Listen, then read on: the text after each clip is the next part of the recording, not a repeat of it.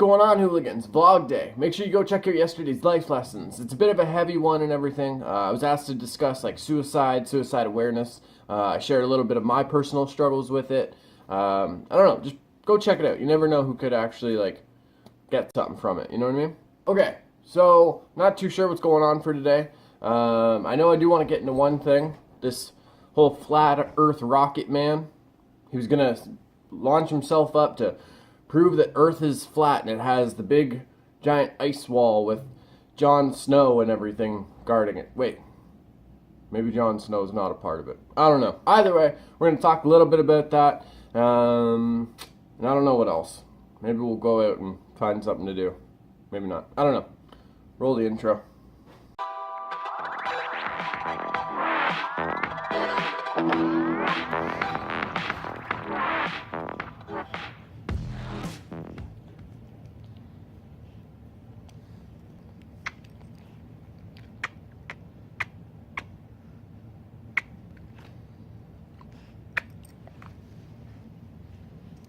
Any wise words for the folks, babe? Very wise indeed.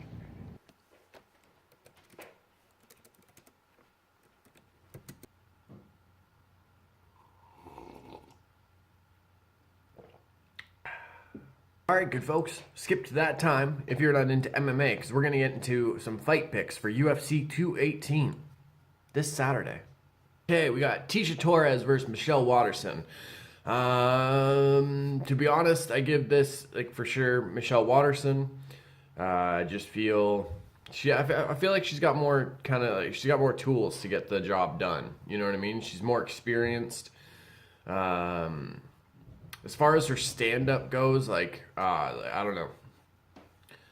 I don't think Tecia Torres is going to be able to kind of, like, keep it standing and make it competitive with Michelle Waterson. She's actually used to be on a show called, I believe it was called Muay Thai Girls. It was on, I want to say like Showcase Action or something like that. But her and Felice Herring were on that show. I give it to the karate hottie, Michelle Waterson. And don't comment that I'm being sexist or anything like that. That's her fucking nickname. Alvarez versus Gaethje. Talked about this a little bit on Sunday's podcast. It's one of those things, you know, like, it's hard because, like, Justin Gaethje came up in the World Series of Fighting. Are the caliber of fighters in there up to the UFC? Probably not. So this fight is going to help, like, really determine if Justin Gaethje is, like, can, like, compete with the UFC caliber type guys. And he's got a task ahead of him. You know, fucking Eddie Alvarez is no slouch at all. This is one of those ones, my mind says Alvarez, my heart says Gaethje. Might be the other way around. I feel like Eddie Alvarez is very, you know, he's too experienced to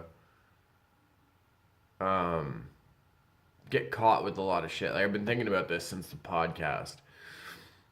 Eddie Alvarez and Justin Gaethje both love those chaotic fights where you're just, it's fucking, you know, caution's out the window. Fuck, go look at Eddie Alvarez's fights, with Michael Chandler. His fight with Patricky Pitbull. Like, he's just, it's going to be great. Even Eddie Alvarez said this is going to determine UFC's most violent lightweight. And honestly, like, that is true. 100%. I would give this one to Eddie Alvarez, but I can see Gaethje catching him just because of, like, the style of fight that they're going to bring to each other. It's going to be a back and forth, like, both guys getting rocked for sure. Henry Cejudo and Sergio Pettis. Anthony Pettis' little brother. Winner of this probably fights Demetrius Johnson. Henry Cejudo looked amazing in his last fight with Wilson Hayes. Yeah.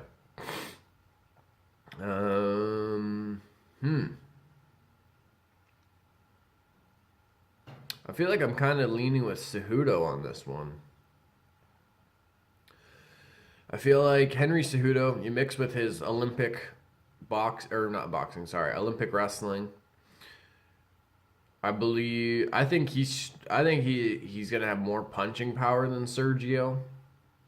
And honestly, the way he looked against Wilson Reyes, I don't know. He looked amazing in his last fight. So I give this one to Henry Cejudo, either by decision or TKO. Oh, now we're on to the monsters of this card. Oh my goodness, folks. Francis Ngannou versus Alistair Overeem. Two heavyweight monsters. And I'm just going to say this. If you're the type that, like, talks shit about Overeem and says, like, he's not a good fighter, you might be one of those people who came in to the sport, like, very recently, and you've seen, like, the more present era Overeem.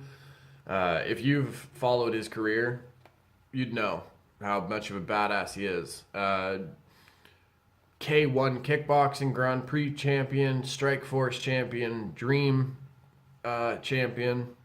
I believe he was champ in Pride too, but I might be wrong about that. Literally the only thing missing from Alistair Overeem's career is the UFC heavyweight belt. Like, this dude is the best technical striker by a long shot in the heavyweight division. 100%. And I'll debate that with anybody. But then you have this fucking crazy, like, just basically like the bane of the Ivan Drago of the heavyweight division, except he's black and comes from France. Like, Francis Ngannou burst on the scene, knocking dudes out. Submitted Anthony Hamilton though too.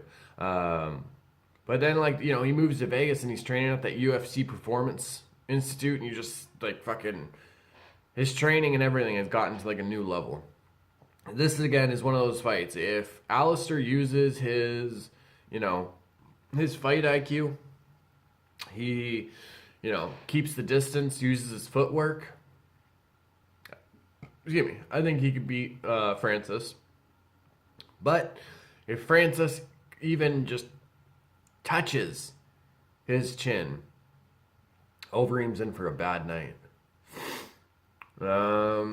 It's one of those. That's the question to this fight too. Is, can Overeem avoid that power for 15 minutes? I don't know. Fuck. And this is a big test for Ngannou too. Like, you know, he fought Arlovsky in his last fight, but Arlovsky hasn't really been looking that great. Overeem's on a winning streak right now, even though he had that weird fight with Fabricio Verdum. This is one of those ones where the veteran mixed martial arts fan in me is screaming, you can't pick against Overeem. I've watched this guy since he was, like, fucking the Pride days. Alright, whatever. This will probably be my biased pick of the card, just because I can't do it. My heart says Alistair Overeem, just because I can't pick against him. With the caveat, I can see Ngannou landing a shot. But that's what it is in heavyweight division. Like, either two guys, if you have good striking, if you land, it can be a short night. Main event, Max Holloway versus Jose Aldo. A rematch because Holloway just took the belt from Jose Aldo. This was supposed to be Holloway versus Frankie Edgar. Frankie Edgar was injured, had to pull out. Jose Aldo filled the spot. I personally thought it should have been Cub Swanson, but that's whatever. Okay, you know what? I'm just going to fucking say this. Jose Aldo, yes, he was the champ for 10 years, like, undefeated. Amazing run. But that's what mixed martial arts is. You're almost defined by the runs that you have. I think Jose Aldo's run is over. If you look at his fights before McGregor, even, what was that last one? I want to say Hominick, but I might be wrong. I think that was a couple years ago. It's one of those things. Like, I don't know. The Conor McGregor fight, I feel like, changed Jose Aldo, to be honest. After that fight, it was weird. Like, he wouldn't even mention Conor or anything. He literally just tried to put out the public perception that he never actually fought Conor, basically. Like, he never lost. He fights Frankie Edgar, and everyone's like, oh, he looks great. He looks better than ever. Da-da-da. He looks like old Jose Aldo. Okay. Frankie Edgar has fought the exact same way. Basically, I don't want to say his whole career, but for a good portion of his career, you know how Frankie Edgar is going to fight. Jose Aldo prepared for somebody who he's already fought for 5 rounds. So that's why he looked good in the Frankie Edgar fight, to be honest. Like, that's... it's, you know what I mean? Like, and with Jose Aldo, like, it's weird because he feels like he feels he deserves this fight because he was champ for 10 years. Who cares? Who cares how long you were fucking champ for? Conor knocked you out in 13 seconds. You rematched Frankie Edgar, and wasn't anything crazy because you know how Frankie Edgar's going to fight. Then you fight Max Holloway. Right now he's on an 11-fight winning streak. When Jose fought him last, he was on a 10-fight winning streak. Fucking Stockton slapping Jose Aldo. Telling him, like, let's go, come on. Like, I think it's Max Holloway's time, to be honest. Look, we can bring in the leg kicks if you want, but everybody who's even... Max absorbs the fucking kicks, and it's like they don't bother him. Look at his Jeremy Stevens fight. Leg kicks galore. Came out on top.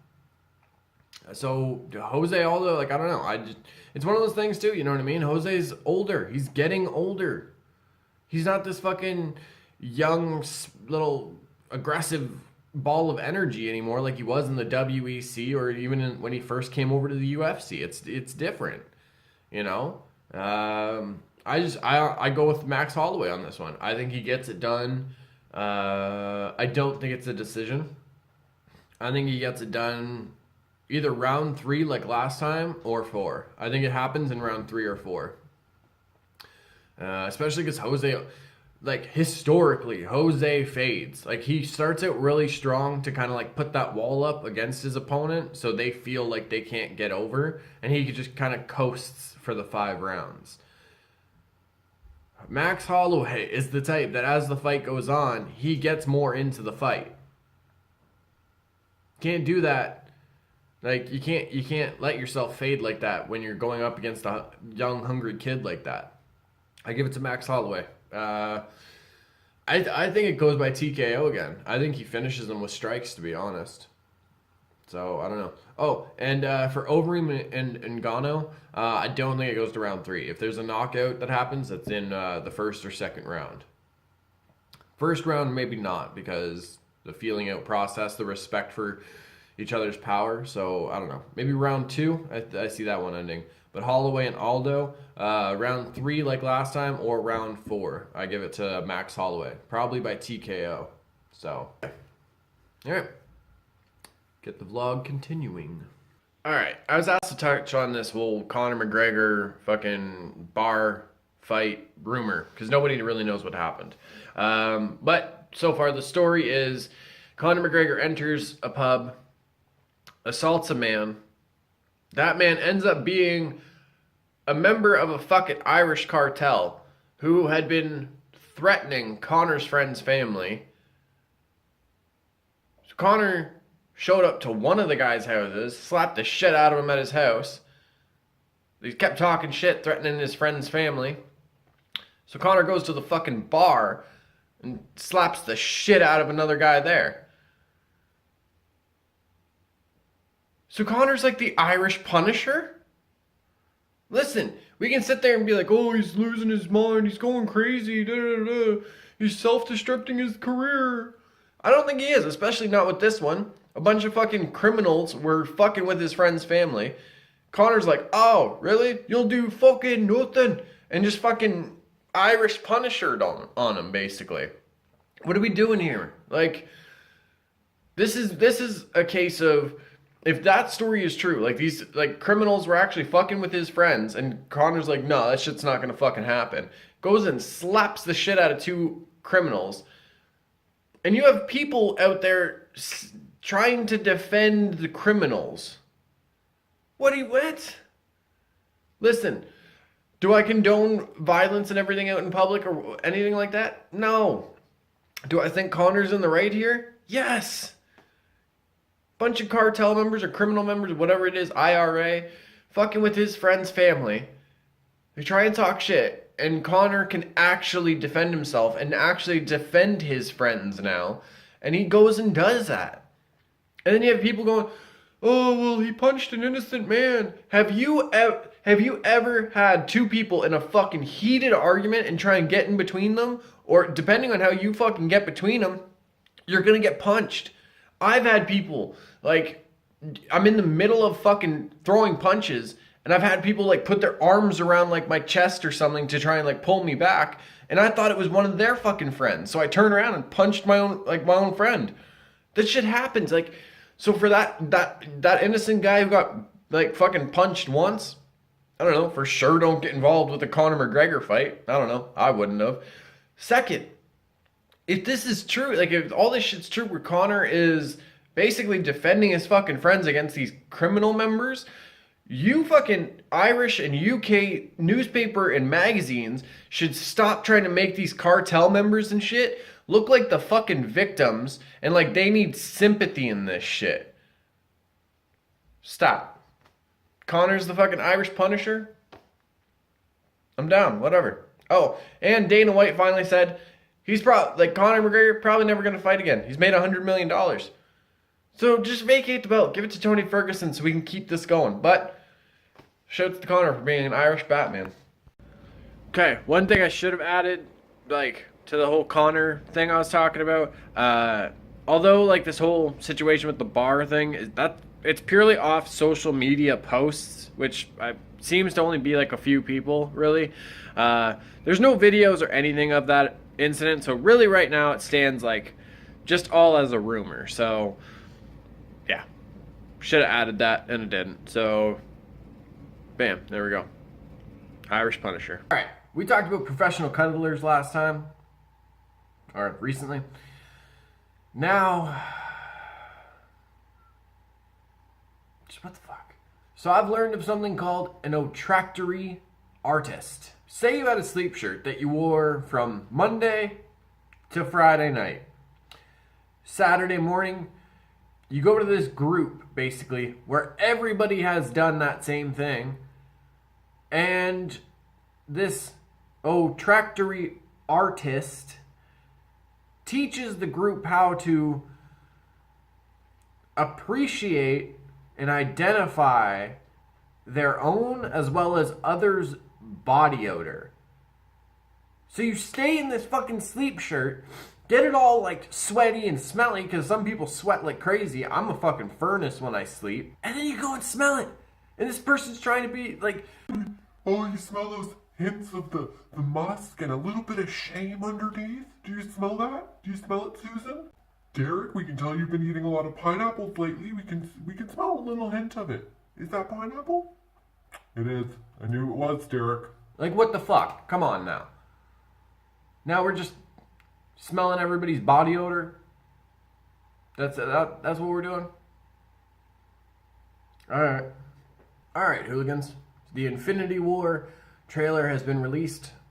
We're gonna check it out. There was an idea to bring together a group of remarkable people. To see if we could become something more. So when they needed us, we could fight the battles that they never could.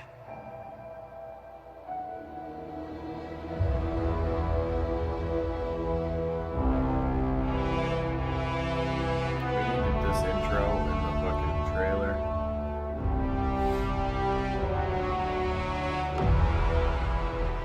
In time, you will know what it's it's like to lose.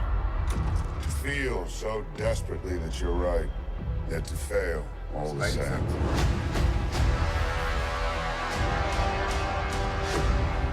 Dread it. Run from it. Destiny still arrives.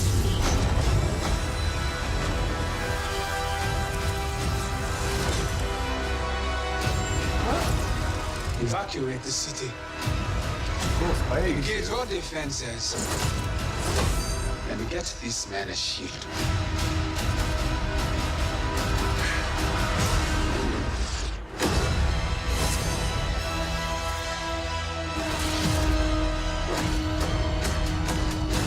Fun isn't something one considers when balancing the universe.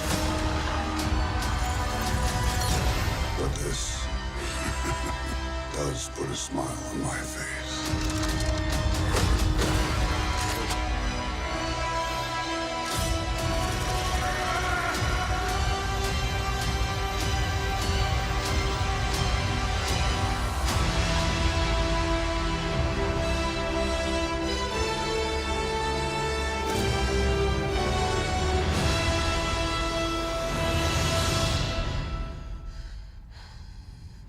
Who the hell are you guys?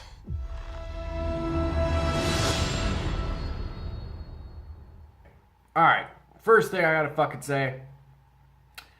Just maybe being a little picky.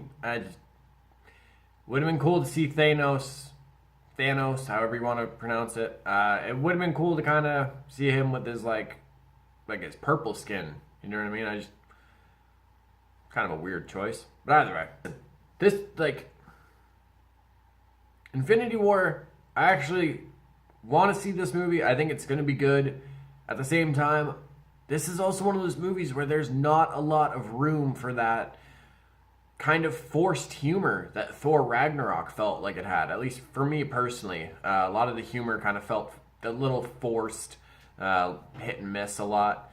Man, this should be good. Bearded Cap, come on now. Spidey's new suit looks super dope. I honestly though, I'm pretty sure that Thanos is gonna fucking crush Peter. Just saying. It's cool that we see Vision actually as Paul Bettany, you know what I mean? He actually has his skin and everything, so that's pretty cool. You had to ask me, which Josh Brolin character am I looking forward to most? Thanos or Cable? I'm going with Cable. 100% Cable.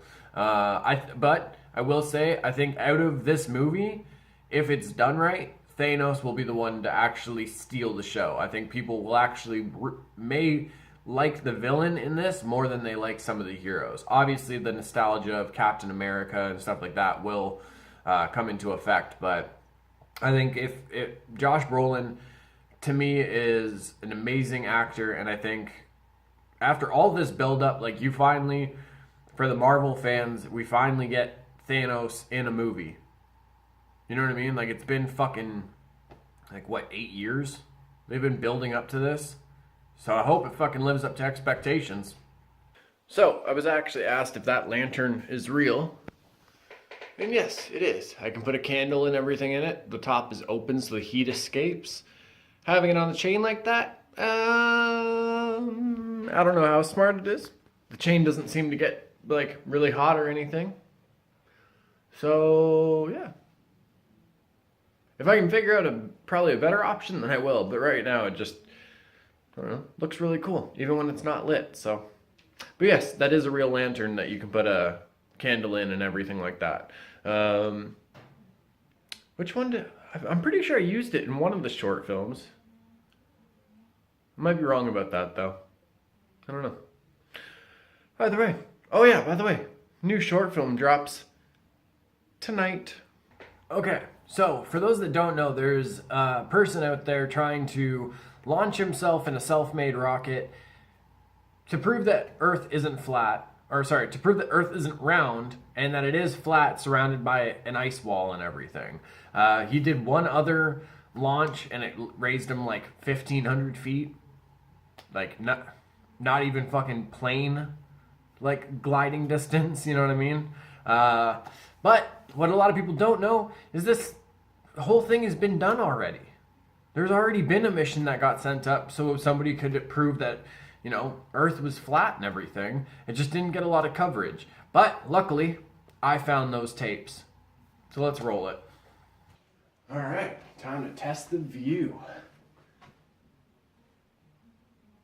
Oh no.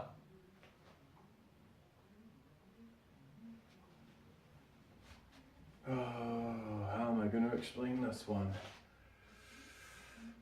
Wow, that is round. That's a perfect sphere.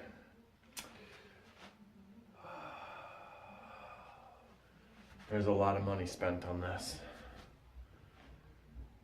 Oh, I fucked up. Wow, that is really round. Not flat, no ice wall, no Jon Snow. Oh, I am in a lot of trouble and a lot of debt.